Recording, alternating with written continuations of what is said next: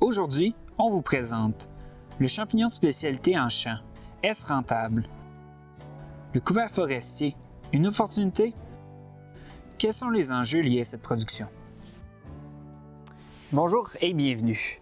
Le champignon n'a jamais vraiment été présent dans l'alimentation des Québécois. Ce phénomène peut s'expliquer en partie par le fait qu'on a des saisons écourtées, par l'accès qui est limité aux vastes territoires forestiers, puis par l'absence de tradition mycologique.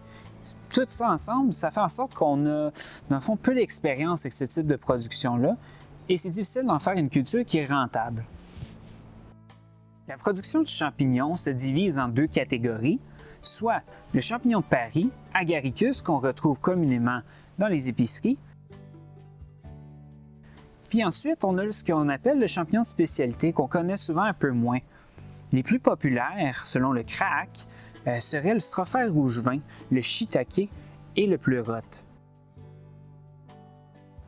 Mais il faut savoir qu'au final, il y a un vaste répertoire qui réside encore inconnu au Québec.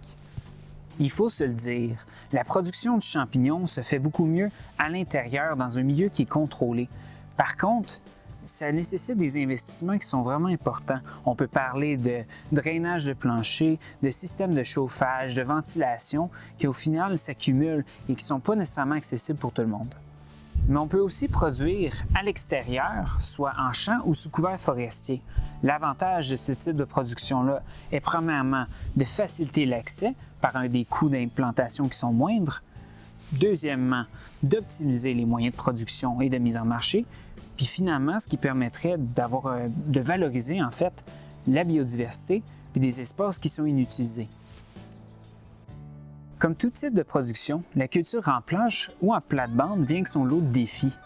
Le MAPAC avait présenté des rendements avec le pleurote qui étaient plutôt médiocres. On mentionnait notamment qu'il faudrait améliorer les moyens d'abriter les cultures, mais aussi de diminuer les coûts de production. Ainsi, la production de pleurote en champ ne semble pas si intéressante que ça. Pourtant, le pleurote, c'est un champignon qui a une croissance qui est rapide, qui offre 4 fructifications à l'année, puis qui est très facile en général à cultiver. C'est aussi un champignon qui est bien connu auprès des consommateurs et qui prend environ 20% de la production mondiale en ce moment. Donc, si on a à produire un champignon, c'est bien le pleurote. Ici, ce n'était pas l'espèce le problème, mais bien la méthode de production qui est à changer. Malgré le fait qu'il existe de multiples méthodes de production pour le champignon, on peut parler de bio, de totem, nous ce qu'on propose, c'est la production sous couvert forestier. En effet, on pense que le couvert forestier permettrait d'obtenir un climat favorable pour le champignon, puis ça permettrait aussi de valoriser des espaces qui seraient jugés autrement comme étant perdus. Effectivement, le climat d'un couvert apporte certains bénéfices que la production en plein champ ne peut avoir à la base. La luminosité, l'humidité et même la température sont des facteurs à prendre en considération. Lors de son développement, le champignon exerce 2 phases, l'incubation et la fructification. Sa première phase ne nécessite pas de lumière. Le mycélium se développe un peu comme une semence qui prend le temps de germer. Mais sa deuxième phase requiert un environnement semi-ombragé. On parle ici d'une lumière recouverte de 75 à 90%. L'utilisation de bâches ou d'un système intérieur est favorable, mais le couvert forestier peut bel et bien répondre à ce besoin naturellement, limitant ainsi l'achat de matériel supplémentaire. Une étude Bioptère a mis en lumière la différence entre plusieurs sites de culture sous couvert forestier, soit dans un peuple de feuillus de plus de 30 ans, on obtient une exposition à 77%. En comparaison, dans un peuplement d'épinettes, on obtient environ 89% de couverture. Mais dans tous les cas, il s'agit d'excellents sites de culture pour le champignon. Toujours avec ces 2 phases, son besoin va être un peu différent. À son incubation, on favorise un taux d'humidité qui frôle le 100%, soit de 90 à 95% pour être plus précis. À sa fructification, on vient rechercher un niveau de entre 50 à 80%. Pour le pleurote, par exemple, le substrat doit être maintenu entre 50 et 75%. Sous un couvert où la lumière pénètre de manière graduelle et que les arbres agissent comme un brise-vent, limitant les échanges d'air, le sol conserve un bon taux d'humidité.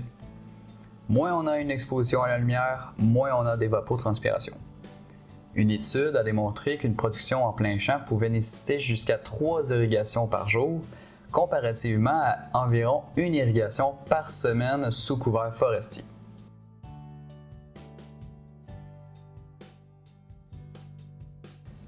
Pour ce qui est de la température, les besoins varient d'une espèce à l'autre et du stade de développement du champignon. Pour le cas du pleurote, durant son incubation, on vise une température de 20 à 30 degrés Celsius. Ensuite, pour initier la fructification, on va abaisser la température pour atteindre un intervalle de 10 à 16. Finalement, pour le développement des carpophores, qui est la partie récoltée et consommée, il faut être entre 12 et 20 degrés Celsius. Pour une fructification tout au long de la saison estivale, il faut alors éviter les chaleurs extrêmes comme les canicules. Dans tous les cas, en été, en Montérégie, on atteint en moyenne des 24,6 degrés Celsius. Inutile de dire que l'ombre procurée par la forêt est grandement appréciée.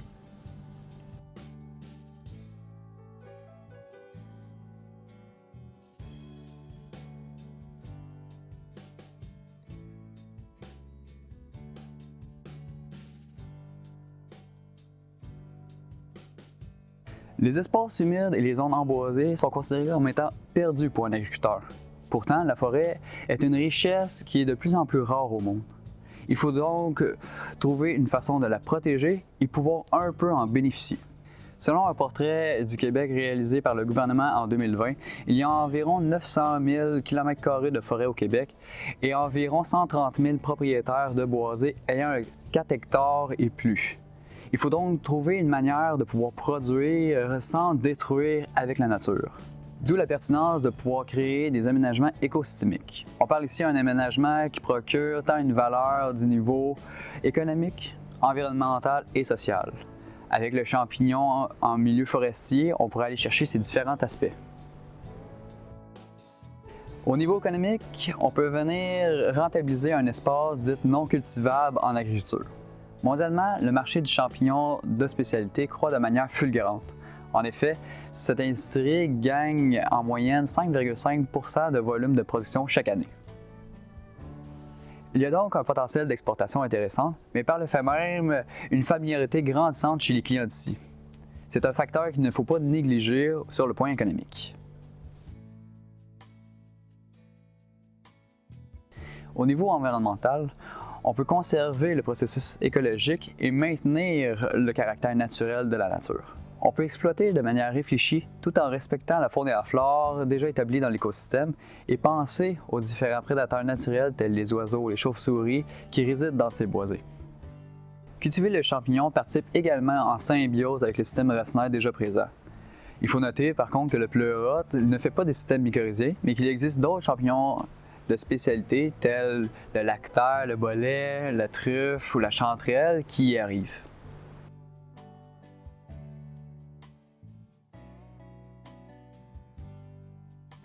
Et finalement, au niveau social, on peut partager une ressource avec différents acteurs du milieu, tels les établissements de recherche, les agriculteurs et finalement les touristes.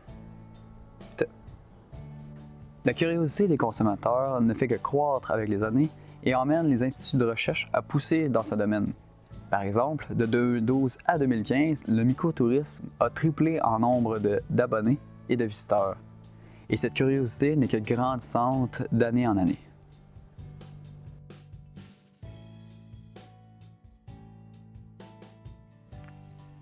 Mais toutefois, il faut faire attention parce que la production de champignons sous couvert forestier vient bel et bien avec son lot de défis. Pour être rentable, la production de champignons doit être protégée contre les pathogènes et ravageurs. Puis comme exposé dans l'étude du MAPAC, il faut baisser les coûts de production. En premier lieu, on peut bien s'en douter, un milieu naturel contient plusieurs organismes bons comme mauvais. La pasteurisation ou la stérilisation du substrat inoculé doit être adéquate afin d'éviter la présence de mauvaises herbes, de moisissures comme la moisissure verte, même de champignons saprophytes compétiteurs, on peut parler alors de coprins, ou même d'infections bactériennes. On peut aussi éviter les risques de pathogènes avec des moyens qui sont plus communs. On peut parler de désinfection d'outils, de nettoyer tout simplement les planches des débris de culture, mais aussi de couper le pied du champignon avec un couteau affûté. Comme vous pouvez constater, pour éviter les problèmes, il faut être proactif. Il s'agit d'autant le cas pour les ravageurs. À titre d'exemple, on peut se servir de filets pour protéger les fructifications des attaques aériennes d'insectes tels que les cyarides ou les chrysomèles. On cherchera à faire des récoltes régulières pour éviter d'exposer les chapeaux trop longtemps. On peut se servir de pièges à bière pour les limaces ou de pièges collants jaunes pour les cyarides. Afin de contrer les risques de dommages de larves et nématodes, il est fortement recommandé de poser un géotextile enveloppant l'entièreté de la surface inférieure du substrat. À noter que la ferme Violon et Champignons se sert de Stratioelaps afin de contrer entre autres les larves de cyarides. Bien qu'il existe des moyens pour contrer les ravageurs et pathogènes, reste que ces interventions constantes coûtent beaucoup en main-d'œuvre et en matériel. D'où l'importance de maximiser les revenus sur la production. Plusieurs solutions peuvent être envisagées. On peut choisir des matières accessibles et compatibles avec le type de champignon choisi, comme par exemple se servir de substrats abondants dans sa région. On veut aussi un substrat qui fournira une biomasse de champignons intéressante. Si on revient avec le pleurote, par exemple, la paille est un excellent choix car il coûte généralement très peu et offre des rendements intéressants. On parle d'environ un rendement de 1 sur 1 pour chaque kilogramme de substrat inoculé. Autrement, le MAPAC propose d'acheter le mycélium en sac plutôt qu'en pot avec grains de céréales. Ça s'avère en fait à être 5 fois moins cher. Aussi, utiliser des substrats qui se pasteurisent au lieu de substrats qui nécessitent la stérilisation peut aider. On peut pasteuriser le substrat avec de la chaux au lieu que le chlore. C'est aussi moins cher. Il existe aussi des projets de financement, comme dans la municipalité de Kamouraska, où l'on offre un programme de soutien aux projets innovants du secteur mycologique. Finalement, nous croyons que c'est en effectuant de la recherche et des essais qu'on va être en mesure de mieux outiller les producteurs pour un jour arriver à diminuer les coûts de production et augmenter les rendements. En conclusion, le couvert forestier est une bonne piste de solution pour la production de champignons de spécialité au sol. Le climat atteignant des standards favorables pour la culture et une revalorisation des espaces jugés inutiles pour les agriculteurs sont à prendre en considération.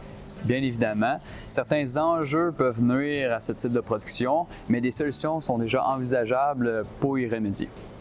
À long terme, le champignon sous couvert forestier est une pratique qui est durable, remettant le champignon au cœur de son environnement naturel.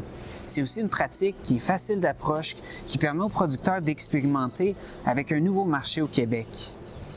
C'est une opportunité qui est en croissance. C'est à nous de la saisir.